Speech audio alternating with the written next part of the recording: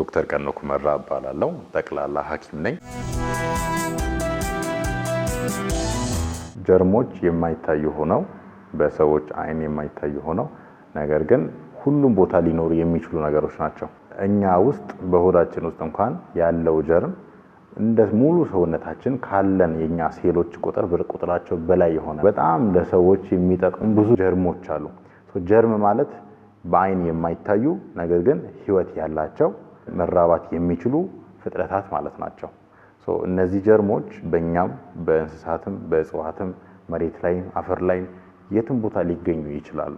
ጀርም ሲባል ሰው በጣም በመጥፎ ነገር ነው የሚያያቸው። ነገር ግን ጀርሞች ለጤናችን ለራሳችን እንኳን በጣም ጠቃሚ ናቸው። ነገር ግን መኖር ያለባቸው ቦታ አለ። ከዛ ከሚኖሩበት ቦታ ወደኛ የሚመጡ ከሆነ ኢቭን ከኛ ውስጥ እንኳን ሆኖ ከሚኖሩበት ክፍል ሌላ ክፍል ከሄዱ ግን ሊጠቅሙን የሚችሉት ጀርሞች ራሳቸው በሽታን ያመጡብናል ማለት ነው። ስለዚህ ያኔ ነው እንደ በሽታ በመጥፎ ነገር የሚያዙት። ካልሆነ ግን ለብዙ ግኝቶች ለብዙ ህይወት ላይ የሚያስፈልጉን ከምግብ ጋር አስመልክቶ ጀርሞች በጣም ጠቃሚዎች ነገሮች ናቸው። እኛ ሰዎች ስንባል ቤት አለን። ጀርሞችም እንደዚህ ቤት አላቸው። ስለዚህ ከዛ ቤታቸው የሚወጡበት መንገድ አላቸው። በሳይዛቸው ላይ ደግሞ በመጠናቸው ላይም ተመስርቶ የሚያጠቁት የሚገቡበት መንገድ አላቸው። ከሚኖሩበት ቦታ ሲወጡ ፖርታል ኦፍ ኤግዚት ይባላሉ። ከዛ እኛ ጋር ደግሞ ሲገቡ ፖርታል ኦፍ ኢንትሪ ይባላሉ። ስለዚህ አፈር ላይ ወይ ግድግዳ ላይ የሚኖሩት ስንነካቸው ከምግብ ጋር ተቀላቅሎ በአፍ ይገባሉ ማለት ነው። እንደዚህ አይነቶቹ አፈር ላይ ከሆነ ብረት ላይ ከሆነ እነዚህ ደግሞ ሲቆርጡን ስለሆነ በቆዳችን ኢንቴግሪቲውን ሲያጣ በዛ በኩል ይገባሉ።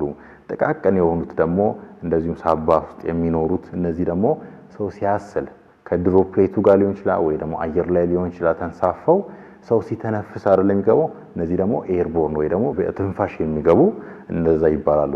ኤርቦርን የሆኑት በትንፋሽ ነው ከሰው ወደ ሰው የሚተላለፉት። እንደዚህ በእጅ በንክኪ ሆድ ውስጥ ያሉት ከሆኑ ደግሞ ፊኮ ኦራል ትራንስሚሽን የሚባል አለ። የሽንት ቤትን ጽዳት ባለመጠበቅ እጅን ባለመታጠብ እንደዚሁ የሚተላለፋሉ ማለት ነው። ስለዚህ ብዙ ህጻናትን የሚገሉት የተቅማጥ በሽታዎች በዛ በኩል ነው የሚተላለፉት። እንደዚሁም ደግሞ ውሃ ውስጥ የሚኖሩ የውሃ ቱቦ ውስጥ የሚኖሩ እነዚህ ደግሞ ባክቴሪያዎች አሉ። እነሱ ደግሞ የውሃ ንጽህና ባለመጠበቅ በተበከለ ውሃ ይተላለፋሉ። ስለዚህ መተላለፊያ መንገዳቸው ከሚኖሩበት ቦታ የሚመርጡት ማለት ነው። እኛ ደግሞ ከኛ ጋር ደግሞ ባላቸው ኢንተራክሽን ላይ ይመሰረታል ማለት ነው። ብዙ አይነት ጀርሞች አሉ። ባክቴሪያ የሚባል አለ፣ ቫይረስ የሚባል አለ፣ ፈንገሶችም አሉ። አሰራራቸው ህይወታቸው የተሰራበት ሴሎቻቸው የተሰሩበት መንገድ አላቸው። የሚተላለፉበትም እንደዚሁ የተለያየ መንገዶች አሏቸው። አብዛኛውን ጊዜ ጀርም ሲባል ሰው ባክቴሪያ ነው የሚያስበው ከሰዎች ጋር ካለው ቀረቤት አንፃር ከመብዛቱም አንፃር። ነገር ግን አሁን ቫይረስም ደግሞ በጣም ሰው በደንብ ያውቀዋል። እንግዲህ ጉንፋን የሚያይዘው ሰው የለም። አሁን ደግሞ በቅርቡ ማርበርግ የሚባል ቫይረስ አለ። የሚተላለፈው ከእንስሳትም ወደ ሰዎች ሊተላለፍ ይችላል፣ ከሰውም ወደ ሰው ሊተላለፍ ይችላል። ለምሳሌ የኮሮና ቫይረስ በመጣ ጊዜ ኮቪድ ጊዜ 2 ሜትር ተራርቃችሁ ቁሙ፣ አትጨባበጡ፣ ስታስነጥሱ ወይ ደግሞ ስታስሉ በክንዳችሁ እንትን በሉ። ይሄ ሁሉ የተባለው ለምንድን ነው? ከአንድ ሰው ወደ አንድ ሰው እንዳይተላለፍ ነው። ስለዚህ በሽታ ወይ ደግሞ ጀርሞች ከአንድ ሰው ወደ ሌላ ሰው ሊተላለፉ ይችላሉ። እንደዚሁም ደግሞ ከእንስሳት ወደ ሰዎችም ደግሞ ሊተላለፉ ይችላሉ። ለምሳሌ ማርበርግ ቫይረስ ፍሩት ባትስ የሚባሉ አሉ። የሳይንሳዊ ስማቸው ኤጂፕቲከስ ሮሴተስ ይባላል። እነሱ ጋር ነው መኖር የሚፈልጉት ማርበርግ ቫይረስ። ነገር ግን እንደ አጋጣሚ ሆነው ሰዎች ወደ ዋሻ ወይ ደግሞ እንስሳት ራሱ ወደ ዋሻ ሲሄዱ ከነሱ ሰገራ ጋር ንክኪ ሲኖር ያ ቫይረስ ወደ እንስሳት ወይ ደግሞ ወደ ሰዎች ሊገባ ይችላል ማለት ነው። ይሄ ቫይረስ ማርበርግ የተባለበት ጀርመን ሀገር ስለተገኘ ነው። ጀርመን ማርበርግ የምትባል ከተማ ውስጥ ከምን የተገኘው የሌሊት ወፎች የተበከሉ ጦጣዎች ሄደው ነው። እዛ እንግዲህ ጦጣዎቹ የሚጠቁት ሰዎች የሚጠቁት ከሌላ የተላለፈባቸው በሽታ ሊሆን ይችላል ማለት ነው። ስለዚህ ከእንስሳ ወደ ሰዎች፣ ከሰው ወደ ሰዎች፣ እንደዚሁም ደግሞ ከእጽዋት ራሱ ሊሆን ይችላል። እንደዚሁ በተበከለ ውሃ ውስጥ ሊሆን ይችላል። ከምንም ነገር ሰው ጀርሞችን ሊይዝ ይችላል። ስለዚህ ንጽህናን መጠበቅ እንደዚሁም እንደዚህ ቫይረስ አለበት ከተባሉ ከነዚህ አይነት ቦታዎች መጠበቅ፣ ሆስፒታል ውስጥም ሲሰራ በጣም ንጽህና መጠበቅ አለበት፣ ሁሉም ነገር እንደ ፕሮቶኮል መሄድ አለበትም ሲባል እነዚህ ነገሮች እንዳይተላለፉ ነው ማለት ነው። አንዳንድ በሽታዎች ያው ሰዎች ስለሆነን የሚያጋጥሙን አሉ። አብዛኞቹ መኖሪያ ቤት አላቸው። መኖሪያቸው ቤት ካልሄድሽ በስተቀር ወደ አንቺ አይመጡም። ስለዚህ መኖሪያቸው ቤታቸው የት እንደሆነ ማወቅ በጣም አስፈላጊ ነው ማለት ነው። ስለዚህ አጋላጭ ሲባሉ ለምሳሌ ኒሞኒያ ወይ ደግሞ ከሳምባ በሽታ ጋር የተገናኙ ብዙ በሽታዎች የታፈነ ቤት ውስጥ አንድ እንደዚህ አይነት በሽታ ካለበት ሰው ጋር አንድ ቤት ውስጥ መስኮት ተዘግቶ በር ተዘግቶ ሲቀመጥ ሰው ለእነዚህ ነገሮች ይዳረጋል ማለት ነው። እንደዚሁም ደግሞ በሽታ ለመከላከል ሰውነታችን የተገነባ ነው። አብዛኛውን ጊዜ ሳምባችን በሽታ ወደ ሰውነት እንዳይገባ ለመከላከል በጣም ጥንቁቅ ነው። ነገር ግን ራሱን እንዳይከላከል የሚያደርጉ ነገሮች ተጋላጭ እንዲሆኑ ያደርጋል ማለት ነው። ሰው ለምሳሌ ሲጋራ ማጨስ፣ ሰው ሲጋራ ሲያጨስ ሳምባው እንዲጎዳ ያደርጋል። ኖርማል ራሱን ችሎ መከላከል የሚችለው ያ ሰው ለነዚህ ጀርሞች ተጋላጭ ይሆናል ማለት ነው። ስለዚህ አንዳንድ ባህሪዎች፣ አንዳንድ ድርጊቶች፣ አንዳንድ ማድረግ ሲጠበቅብን ግን የማናደርጋቸው ነገሮች ለነዚህ ነገሮች ተጋላጭ እንድንሆን ያደርጋሉ ማለት ነው። እጅ ከሌሎቹ ሰውነት ንጽህና በላይ በጣም ተተኩሮ የሚሰራበት ነው። ምክንያት ምንድነው? እኔ አሁን ሳወራሽ እጄን እያወዛወስኩ ነው፣ ግን አልታወቀኝም። እጄን እንዲላ አድርግ ብዬ በየሰከንዱ እያሰብኩበት አይደለም። እንደዚሁ አፍንጫዬ ልነካ እችላለሁ፣ አይኔ ልነካ እችላለሁ፣ አፌ ልነካ እችላለሁ። ምክንያቱም የሰው ኔቸር እንደዛ ነው። ሳናቅ የምናደርጋቸው ሙቭመንቶች አሉ። እጃችን ላይ ብዙ አይነት ባክቴሪያዎችን እናስተናግዳለን። ቅድም ስመጣ ተጨባብጠን ነበር። እንደዚሁም ውጪ ስጨባበጥ ነበር። ታክሲ ውስጥ ገባለሁ፣ የሆነ ነገር ልነካ እችላለሁ። የእጅን ንጽህና ማልጠብቅ ከሆነ እነዚህ ሁሉ ንክኪዎች የተለያየ ጀርሞችን እጅ ላይ አስተናግጄ ወደ ሰውነቴ መግቢያ ይሆናሉ ማለት ነው። ወደ ሰውነቴ ከገቡ ደግሞ እነዚህ በሽታ ሊያመጡ የሚችሉ ጀርሞች ከገቡ የማምጣት ቴንደንሲያቸው ሃይ ነው ማለት ነው። ስፔሻሊ ደግሞ የኔ ኢሚዩኒቲ ወይ ደግሞ በሽታ መከላከል አቅሜ ደግሞ ወርዶ ከሆነ ዴፊኒትሊ በሽታ ላይ መውደቅ ቻንሴ ሃይ ነው። ንጽህና በጣም አስፈላጊ ነው። ስፔሻሊ የእጅ ንጽህና።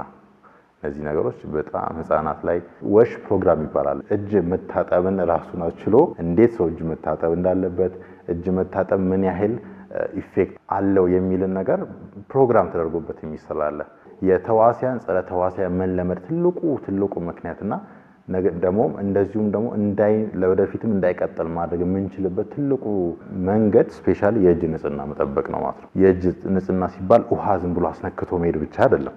በደንብ ጀርሞቹ እንዲወጡ ሳሙና ተጠቅሞ በደንብ ሁሉም የእጃችን ክፍል መታጠብ እንዳለበት ማለት ነው። ሰው ግን የራሴን ንጽህና ከጠበቅኩ እኔ ደህና ሆናለሁ ብሎ የሚያስበው ነገር አለ። ነገር ግን ብዙ በሽታዎች ከግል ጋር ብቻ ነው የሚገናኙት። እንደ አህጉር ራሱ በሽታ ሊያጠቃ እንደሚችል ባለፈው ኮቪድ አሳይቶናል። ቻይና ያለው ነገር፣ አሜሪካ ያለው ነገር እኛ ጋር አይደርስም ብሎ መቀመጥ አይቻልም። ሁላችንም ኢንተርኮኔክትድ ነን። ስለዚህ እንኳን የአካባቢያችን ጽዳት ይቀርና የግቢያችን የሰፈራችን ጽዳት ይቀርና እንደ ዓለም እንኳን የነገሮች መበከል የኦሽኖች መበከል እነዚህ ለጤና ጠንቅ ናቸው። በተለያየ መንገድ ከኛ ህይወት ጋር የሚገናኙ እንስሳቶች ነው፣ የቤት እንስሳቶች ሊሆኑ ይችላሉ፣ የምንበላቸው ሊሆኑ ይችላሉ፣ ላስቲክ የሚበሉ ከብቶች። በቃ ይሄ እኮ በኋላ ቀይራ ሄዶ የሚታረዱ ራሱ ነው፣ ምንበላው ራሱ ነው። እነዚህ መድኃኒት የተጣለ አጣጣል እንኳን ኢንቫይሮንመንት አካባቢ ዝም ብሎ መድኃኒት የሚጣል ከሆነ መድኃኒቱን ይበላዋል እኮ። ያ መድኃኒት የበላው ከብት ሄዶ ቀይራ ይታረዳ፣ እሱን ነው መልሰን እኛ የምንበላው። ከኛ ጋር የማይገናኝ ነገር የለም። የግል ንጽህና ብቻ መጠበቅ እኔ ደህና ነኝ ማለት አያስችልም። ነገር ግን ሰው ይሄን ተረድቶ የአካባቢውን ንጽህና አብሮ መጠበቅ ማስጠበቅም ግዴታው ነው ማለት ነው። ራሱን ማን የሚጠብቅበት መንገድ ነው፣ እንደ ግዴታም ደግሞ ማየት ያለበት ነገር ነው። ፍጥረት ሲባሉ ህይወት ያላቸው ሁሉ የሚፈልጉት ነገር ሰርቫይቭ ማድረግ ነው። ሰው የትኛውንም ችግር ሲያጋጥመው ያንን ችግር የሚያልፍበትን መንገድ መዘየዱ አይቀርም። ለነዚህ ጀርሞች እኛ የምንሰጣቸው መድኃኒት እነሱ እንዲሞቱ የምንሰጣቸው መድኃኒት መጀመሪያ አካባቢ ሊገላቸው ይችላል። እየቆየ ሲመጣ ግን ሲደጋገም ግን እነዚህን መድኃኒቶች የሚያልፉበትን መንገድ ይፈጥራሉ። መላመድ ማለት ስንል እንደዛ ነው እያልን ነው። ስለዚህ በፊት የሆነ ባክቴሪያ ሊሆን ይችላል፣ ፈንገስ ሊሆን ይችላል። ለባክቴሪያ የምንሰጠው በፊት መድኃኒት በዛ መድኃኒት በፊት የሚሞት ከሆነ ነገር ግን ከየሆነ ጊዜ በኋላ ራሱ ባክቴሪያ በፊት ደግሞ ሲገለው የነበረው ራሱ መድኃኒት ሲሰጠው አሁን ግን ምንም አይነት ኢፌክት የማያመጣበት ከሆነ ወይ ደግሞ እኛ የምንፈልገው መጠን ኢፌክት የማያመጣበት ከሆነ ይሄ ባክቴሪያ ከመድኃኒቱ ጋር ተላመደ እንላለን። ይሄ መጥፎነቱ ምንድነው? እኛ በመጀመሪያ አካባቢ ያለን መድኃኒቶች ዋጋቸው ዝቅ ያለ ነው፣ የሚገኙ ነው። በተለያየ ፋርማሲ የጤና ተቋማት ላይ እናገኛቸዋለን። እንደዚሁም ደግሞ ለሰው ጤንነት ጎጂ አይደሉም። ሳይድ ኢፌክታቸው በጣም ትንሽ ነው። እነዚህ መድኃኒቶች ጀርሞቹ ተላመዱ ማለት ከዛ በኋላ የምንጠቀማቸው ዋጋው በጣም ውድ የሆነ እንደ ሀገር እንኳን ላናገኛቸው የምንችላቸው ነገሮች እንደዚሁም ደግሞ ሳይድ ኢፌክታቸው በጣም ከፍ ያሉ መድኃኒቶችን ነው የምንጠቀመው። አሁን የሚያሳዝነው ነገር ለነዚህ መድኃኒቶችን እንኳን እነዚህ ጀርሞች ሬዚስታንስ ወይ ደግሞ መላመድን እየፈጠሩ ነው። ይሄ ደግሞ ሰዎች ያን መድኃኒት ወስደው መድኃኒት ሲጠበቅባቸው እያየናቸው ሊሞቱበት ነው ማለት ነው። አንቲባዮቲክስ የሚባለው ጸረ ተዋሲያን የሚባሉት ከቅርብ ጊዜ ከ1928 በፊት በደንብ ያልተለመዱ ነገሮች ናቸው። ከዛ በፊት ሰዎች በትናንሽ ኢንፌክሽኖች ይሞቱ ነበር። ነገር ግን አንቲባዮቲክስ የሚባለው ነገር ከመጣ በኋላ ብዙ ሰዎች ከኢንፌክሽን መሞት አቆሙ፣ መድኃኒቶቹ ስለሚሰሩ ማለት ነው። ነገር ግን አሁን ባለንበት ኮንዲሽን አጠቃቀማችን ትክክል ካልሆነ ጀርሞች እየተላመዱ የሚቀጥሉ ከሆነ ግን ያኔ ወደ ነበርንበት ጊዜ እንመለሳለን ነው ትልቁ ፍርሃት። ስለዚህ መላመድ ስንል በፊት የሚገላቸው መድኃኒት አሁን ግን አይገላቸውም ማለት ነው። ጉንፋን የሚመስል ነገር ያስለዋል፣ ትኩሳት አለው። ከዛ ልጁ እናትየው አሞክሳስሊን የምትባል መድኃኒት አለች። እሱ መድኃኒት ከፋርማሲ ሄዳ ገዝታ መጣ መድኃኒቱን እንዲውጥ አደረገች። ከዛ ተሻለው። አሁንም ከ2 ሳምንታት በኋላ ተመሳሳይ ነገር አጋጠመው። ያኔ በዚህ መድኃኒት ስለተሻለው መድኃኒቱን ቤት ስላለ ለምን ራሱን አይጠቀምም በሚባል መድኃኒቱን ልጁ እንዲወስድ ተደረገ። ልጁ ሁለተኛው ላይ አልሻል ሲለው ወደ ሐኪም ቤት ይዛው ሄደችና መድኃኒቱ ተቀየረለት። መድኃኒቱ ተቀይሮለት 4 ቀን ከወሰደ በኋላ ከዛ ሐኪም ቤት የታዘዘለት ማለት ነው። 4 ቀን ከወሰደ በኋላ ምልክቶቹ ስለጠፉ 7 ቀን ሊወስድ ነበር መድኃኒቱን መጀመሪያ የታዘዘለት። 4ኛው ቀን ላይ መድኃኒቱ እንዲቋረጥ ተደረገ። እናትየው አቋረጠችበት።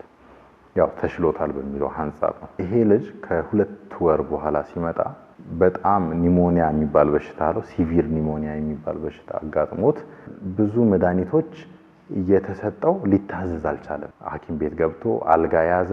ከዛ መድኃኒት ተሰጠው፣ ሊሻል አልቻለም። ሳምፕል ተወስዶ ተላከ። ከዛን ሪዛልቱ ሲመጣ ለብዙ መድኃኒቶች ሬዚስታንት ወይ ደግሞ ተላምዷል የሚል ሪፖርት መጣ ከላቦራቶሪ። መጨረሻ ላይ እንደ ላስት ሪዞርት የምንጠቀመው ያው ለሰው ዋጋው በጣም ውድ የሆነ ብዙ ጀርሞችን መግደል የሚችል እሱኛው መድኃኒት ለልጁ ታዘዘለት። ነገር ግን ያው ብዙ ወጪዎችም ነበሩት እስከዛ ሰዓት። መድኃኒቱን ደግሞ ገዝቶ መድኃኒቱን ለመስጠት ደግሞ አቅም አልነበራቸውም ኢኮኖሚካሊና በሱ ምክንያት ይዘነው እንገባለን ብለው ልጁን ይዘውት ገቡ ማለት ነው። የትኛውም መድኃኒት ሲወጣ የተለያየ ጥናት ላይ የተመሰረተ ነው። ምን ያህል መውሰድ አለባችሁ ጥናት ላይ የተመሰረተ ነው። ከዛ በታች መሆን የለበትም፣ ከዛ በላይ መሆን የለበትም። ምክንያቱም ጥናቶች ሲሰሩ ብዙ ሰዎች ላይ ሂውማን ትራያል አልፈው ጥናቶች ተሰርተው የተሻለ የሚባለው ቤስት የሚባለው መንገድ ነው የሚቀመጠው።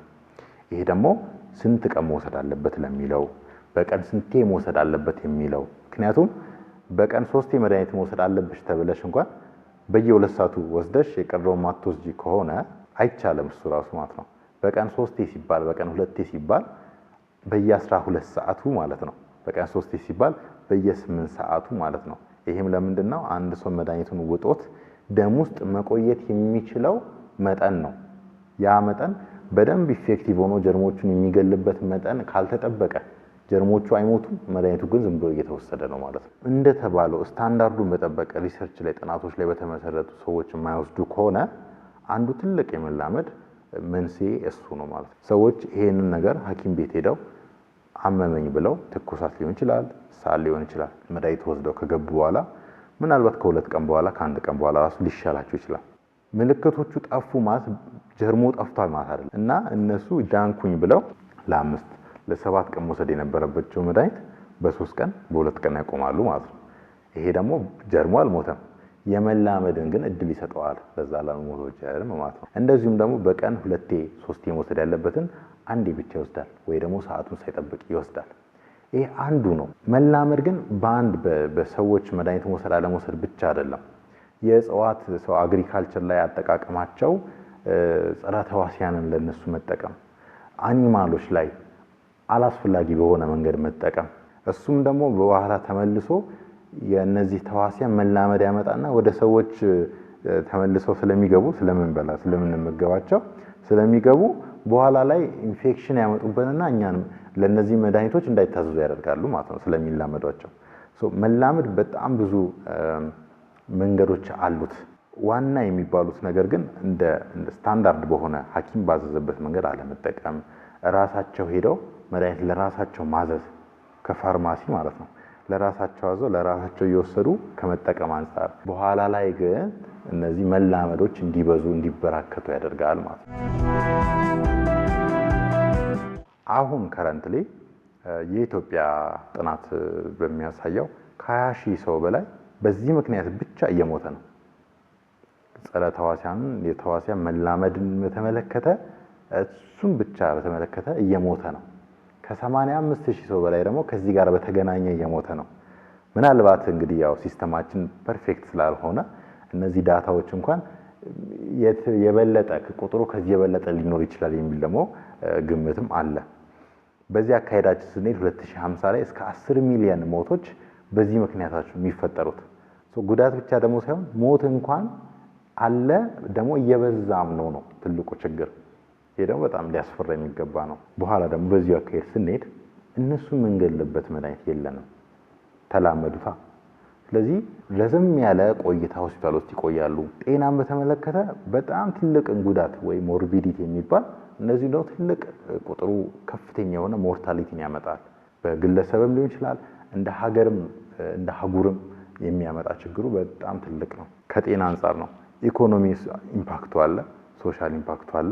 ከኢኮኖሚ ኢምፓክቱ ሲጀምር አሁን ያልኩሽ መድኃኒቶች መጀመሪያ አካባቢ የምንጠቀማቸው መድኃኒቶች ዋጋቸው የወረደ ነው፣ ለጤና የተስማሙ ናቸው ማለት ሳይድ ኢፌክታቸው በጣም ሎ ናቸው። ከተላመዱ በኋላ ግን ያሉት ላስት ሪዞርት የሚባሉት መድኃኒቶች ዋጋቸው በጣም ከፍ ያለ ነው። በሺዎች መድኃኒቶችን ለቀናት መታከም ስንቱ ኢትዮጵያዊ ይችላል? ሌላ ጥያቄ ነው። እንደ ሀገር ጂዲፒ በዚህ አካሄድ ስንሄድ 3% ኦፍ የዓለምን ጂዲፒ ይዛል። 3% ኦፍ የዓለም ጂዲፒ ኢንትሪሊየንስ ነው እና ኢኮኖሚያዊ የሚያመጣው ኢኮኖሚያዊ ቀውሱ ኢንቨስትመንታችን በጣም ትልቅ ነው የሚሆነው። ስለዚህ ጉዳቱ ራሱን ችሎ ብቻ አይደለም፣ ሌሎች የጤና በሽታ የሚያመጡ ነገሮች ላይም ራሱ ትልቅ ጫና አለው ማለት ነው። ኢኮኖሚያዊ ቀውሱ እንደ ሀገርም እንደ ዓለምም በጣም እያሳሰበ አሁንም ያለ በዚህ አካሄዱ ከሄደ ደግሞ በጣም የሚያሳስብ ነገር ነው። በሶሻልም ደግሞ አንድ ሰው ሆስፒታል ውስጥ በቆየ ቁጥር መስራት የነበረበትን ስራ እየሰራ አይደለም። አንድ ሰው 10 ቀን ሆስፒታል የሚቆይ ከሆነ ወደ ቤት ከገባ በኋላ ሜቢ 2 ቀን 3 ቀን እስከ 5 ቀን ሊቆይ ይችላል። ስለዚህ በትንሹ ለ2 ሳምንት ስራ አልሰራ ማለት ነው። ይሄ ደግሞ ማምጣት የነበረበት ፕሮዲዩስ ማድረግ የነበረበት ነገር ፕሮዲዩስ ሳያደርግ ይቀራል። ከሰዎች ጋር ኢንተራክሽኖች እንዲቀንሱና እንዲጠፉ እያደረገ ራሱ ይመጣል ማለት ነው። ጀርም ሰው አይመርጥም፣ ሁሉንም ያጠቃል። ያው ግን የትኛውን በሽታ ግን የሚመርጠው ግሩፕ አለ፣ በጣም የሚጸናበትና የሚጎዳው ግሩፕ አለ። እርጉዞችን፣ ኤክስትሪም ኤጅስ ወይ ደግሞ በጣም ህጻናት ወይ ደግሞ በጣም ያረጁ ሰዎችን፣ እነዚህን ጥቃቱ ሞር እነሱ ላይ ይጋነናል። ነገር ግን ሁሉንም ኤጅ ግሩፕ ጾታ ሳይለይ እድሜ ሳይለይ ማያጠቃው የለም፣ ሁሉንም ያጠቃል። ስለዚህ ሁሉም ሰው ነው እዚህ ላይ ኮንሺየስ ሆኖ አንደርስታንድ አድርጎ መስራት ያለበት። አንዱ ጓደኛዬ ነው። እዚህ ጋር ይሸመቀቀኛል በዚህና በዚህ በኩል አለ። የተለያየ ምልክቶችን ጠየቅኩት። ከኩላሊት ጋር አይገናኝም፣ ከሆድም ጋር አይገናኝም፣ ሰላም ነው። ከዛ ምናልባት ደግሞ ብርድ ውስጥ ኳስ ሲጮት ነበረው ነገር ምናልባት የብርድ ወይ ኮስቶኮንድራይተስ የሚባል ነገር አለ፣ ያው ሰው ብርድ ብሎ የሚጠራው ማለት ነው። እሱ ሊሆን ይችላል። ማስታገሻ ውሰድና ከጥንቅት ጊዜ በኋላ ይሻልሃል፣ ችግር የለውም አልኩት። እንግዲህ እንደ ሙያዬ ማለት ነው፣ ሌላ ነገሩ የማያስፈራ ነገር ስለሆነ። ከዛ እንደ ድንገት ከሌላ ጓደኛው ጋር ሲያወራ ባለሙያ አይደለም፣ የጤና ባለሙያ እንትን ልውሰድበት እንዴ ምናምን ብሎ ጠየቀኝ። እኔ እንዴት ትወስዳለህ? በፍጹም ምናምን አልኩት። ነገር ግን ነገሩ ምን ያህል ኮመን እንደሆነ በጣም ስረዳ ነበር። አንድ ሲስተማችን ላይ ራሱ ትልቅ ጋፕ እንዳለ ያሳያል ይሄ። ምክንያቱም ስለፈለገ የትኛውም ሰው እነዚህ መድኃኒቶች ማግኘት የለበትም። እንደ ሕግ እኮ አይቻልም። ነገር ግን መቻሉ የሰው መድኃኒቶቹን መግዛት መቻሉ ራሱ ሲስተሙ ምን ያህል ትንሽ ጋፕ እንዳለው የሚያሳይ ነገር ነው። ፋርማሲ ውስጥ ሁሉም መድኃኒቶች በፕሪስክሪፕሽን ይሸጣሉ ማለት አይደለም። አንዳንድ መድኃኒቶች ኦቨር ዘ ካውንተር ሜዲኬሽን ይባላሉ። ለምሳሌ ራስ ምታት ከሆነ አንድ ሰው ካርድ አውጥቶ ሰልፍ ጠብቆ ሐኪም ጠብቆ ፕሪስክሪፕሽን ጠብቆ ለዛ ራስ ምታት መድኃኒት ያዛል ማለት አይደለም። ለእንደዚህ ለምልክቶች መድኃኒቶችን መግዛት ይቻላል። መድኃኒት ግን ያለ ፕሪስክሪፕሽን ሰው እንዳይገዛ የምንፈልገውና መግዛት የለበትም የምንላቸው ነገሮች ግን ጸረ ተዋሲያንን በተመለከተ ነው። የትኛውን ፋርማሲ ሄዶ ሰው ባያዝ ሲፕሮ ስጠኝ፣ አዚትሮ ስጠኝ፣ አሞክሳ ስጠኝ ባይል ጥሩ ነው። አይቻልም፣ እንደ ሕግም አይቻልም። ግን ህብረተሰቡ ይሄን ተገንዝቦ ሊመጣ ያለውን ችግር ተገንዝቦ ሄዶ ባይጠይቅ፣ እንደዚሁም ደግሞ ባለሙያውም ደግሞ አንደርስታንድ አድርጎ ያለውን ችግር ስለሚያየው አንደርስታንድ አድርጎት ባይሰጥም ለገንዘብ ተብሎ የህብረተሰብን ጤና ባንረብሽ በጣም ጥሩ ነው ብዬ አስባለሁ። ሁሉም መድኃኒቶች ለሁሉም ሰው ይሰራል ማለት አይደለም። በእድሜ ጾታ፣ እንደዚሁም ደግሞ ሌሎች በሽታዎች ይኑሩ አይኑሩ ጋር ተመስርቶ ነው የሚታዘዙት። አሁን ለምሳሌ ጨጓራን ያመኛል የሚል ሰው ጨጓራን የሚያሳምም ሳይድ ኢፌክት ያለው መድኃኒት አልጽፍለትም ለዛ ሰው ማለት ነው። ለምን? ጨጓራውን ያመኛል እያለ እንዴት ጨጓራውን ጭራሽ የሚያሳምም መድኃኒት ሰጠዋለሁ? እንደዚሁ ተመሳሳይ ሁኔታ መድኃኒቶች የሚያመጡት የጎንዮሽ ኢፌክቶች አሉ። ሰው የሚረዳው ከበሽታው መዳኑን ብቻ ነው። ግን መድኃኒቶቹ ራሱ እኮ የራሳቸው ኢፌክት አላቸው፣ የራሳቸው ጉዳት አላቸው። ኩላሊት አንዱ ነው፣ ጉበትም አለ። በጣም እነዚህ በጣም ኮመንሊ አፌክትድ የሚሆኑ ናቸው። ብዙ ሜታቦሊክ ዲስተርባንስ የሚያመጡ መድኃኒቶች አሉ። እነዚህ መድኃኒቶች ሰው በራሱ ዝም ብሎ የሚወስድ ከሆነ ለነዚህ ጉዳቶች እንኳን ተጠቂ ነው የሚሆነው ማለት ነው። ሐኪሙ ወይ ደግሞ የፋርማሲ ባለሙያው መድኃኒቶቹን ሲሰጥ እነዚህ ነገር ስለሚያውቅ ከሙያው ጋር ተገናኝቶ ስለሚያውቅ ባላንስ እያደረገ ይሰጣል፣ ወይ ደግሞ ተመራጭ የሆነውን መድኃኒት መርጦ ለእነዚህ ሰዎች የሚሰጠው። ህብረተሰቡ ግን ይሄን ካለመረዳቱ አንፃር ዝም ብሎ ሄዶ ለራሱ ሆነ የሚወስድ ከሆነ እነዚህ ጉዳቶችን ያስተናግዳል። መድኃኒት ምግብ አይደለም፣ ስለበላ ነው የምንጠቀመው አይደለም። እነዚህ መርዝ ናቸው። መድኃኒት ከተባለ መርዝ ነው። ኤቭሪ ድራግ ኢዝ ቶክሲክ ይባላል በቃ በሳይንሱ ማለት ነው። ነገር ግን እነዚህ መድኃኒቶች ለኛ ለሰውነታችን የሚሰጡት ጥቅም ከሚጎዱን ሲበልጥብን እንጠቀማቸዋለን። ከጉዳቱ ጥቅሙ ይሻላል ያመዝናል ሲባል ማለት ነው። እነዚህ ግን ሁሌ ባላንስ መደረግ አለባቸው። ስለዚህ ኢንፌክሽን ብቻ ወይ ደግሞ ያለው ምልክት ብቻ ማሰብ ያለበት አንድ ሰው የትኛውን መድኃኒት ሲወስድ ጉበቱን ኩላሊቱን ሊጎዳ ይችላል። ለዛ ነው ከሐኪም ጽሑፍ በኋላ ነው መውሰድ ያለበት የምንለው።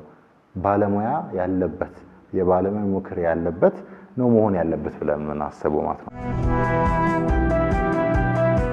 መፍትሄው በጣም ብዙ ሆኖ ሳለ ከነሱ ውስጥ ግን አስፈላጊ ናቸው የሚሉትን ነገሮች መርጬ በሁለት ከፍዬ ለመናገር እሞክራለሁ። እነዚህ መድኃኒቶች ወላጅ ከሆነን ልጆቻችንን ባንሰጣቸው፣ ዝም ብለን ያለ ሐኪም ትዕዛዝ ባንሰጣቸው። መድኃኒት ዝም ብላችሁ በስልክ የሆነ ዘመድ ስላለ የሆነ ዘመድ እንዲያድርጉ ስላለ አታድርጉ። በስርዓት የተለያየ ላቦራቶሪ ተፈትኖ ሐኪም ቤት ሄዶ ይውሰድ። አንድ ሁለት ደግሞ ከወሰደ በኋላ ደግሞ ምልክትና በሽታው ይለያያል። ምልክቶች ሊመጡም ሊጠፉም ይችላሉ በሽታው እያለ ማለት ነው። ስለዚህ ምልክት ላይ ተመስረታችሁ ሳይሆን በተባላችሁት ቀን መጠን በተባላችሁበት ፍሪኩዌንሲ ለምሳሌ በቀን 2-3 ከተባለ እንደዛው ሰዓቱን በአግባቡ በጠበቀ እንደተሰጣችሁ መመሪያ ለልጆቻችሁ ለራሳችሁ መስጠት አለባችሁ የሚል ትልቅ መልእክት አለኝ ለህብረተሰቡ። ለባለሙያው ደግሞ የሥራ ጫናው በጣም ብዙ ነው፣ የሚታከም ሰው በጣም ብዙ ነው። ነገር ግን 50 ሰው በስርዓት ካለማከም 30 ወይ ደግሞ 20 ሰው በደንብ ማከሙ ይሻላል። ያው ሌላው ይቀራል ሳይሆን ቢያንስ 20 ሰው በደንብ ማትረፉ አይሻልም? 50ውን ከመጉዳት ብዙ ሰው ነው ማከሙ በሚለው አንፃር ያው ሲስተም ሎዱ እንዳለኮ እንረዳለን። ነገር ግን ሆኖ በስርዓት ምክር መስጠት ብንችል መድኃኒት ይሄን ዋጡ ይሄን ዋጪ ብለን ለሰዎች ስንሰጥ እንዴት እንደሆነ ባይውጡ ምን ሊከሰትባቸው እንደሚችል ሐኪሙም ጋር ምክር ቢያገኙ እንደዚሁም ደግሞ የፋርማሲ ባለሙያም ጋር ምክር ቢያገኙ በጣም ተጠቃሚ ነው የሚሆኑት። ማርቲን ሉተር ያለው አባባል አለ A law cannot change a man's heart but it can restrain the wicked heart ይላልና ማለት ነው በአማርኛው ህግ የሰዎችን ልብ አይቀይርም፣ ነገር ግን ጠመም ያለን ልብ ሊያስር ይችላል ነው ሐሳቡ። የትኛውም ባለሙያ ማድረግ የሌለበትን ነገር ሲያደርግ ሳያውቅ አይደለም፣ ያውቃል። የሆነ የሚያገኘው ጎንዮሽ ጥቅም ስላለ ነው። መንግስት እዚህ ላይ አቴንሽን ሰጥቶት ሬጉሌሽኖች ጠንከር ብለው አላግባብ የሆኑ ነገሮች በደንብ ቢስተዋሉ ይሄን ነገር ችላ ባንለው ለወባ የሚሰጠው አቴንሽን ሰው እንደሚደነግጠው ለኤችአይቪ ሲባል ሰው እንደሚደነግጠው ማርበርግ ሲባል ሰው እንደሚደነግጠው በጣም ሰው እየገደለም ያለው ለወደፊትም ደግሞ የሚገልብን የሚጎዳብን ይሄኛው ተዋሲያን ጸረ ተዋሲያን መላመድ ነው። ተዋሲያን እንዳይላመዱ ሁላችንም ተባብረን በሽታውን እንከላከል ከራሳችን የሚል መልእክት አለኝ።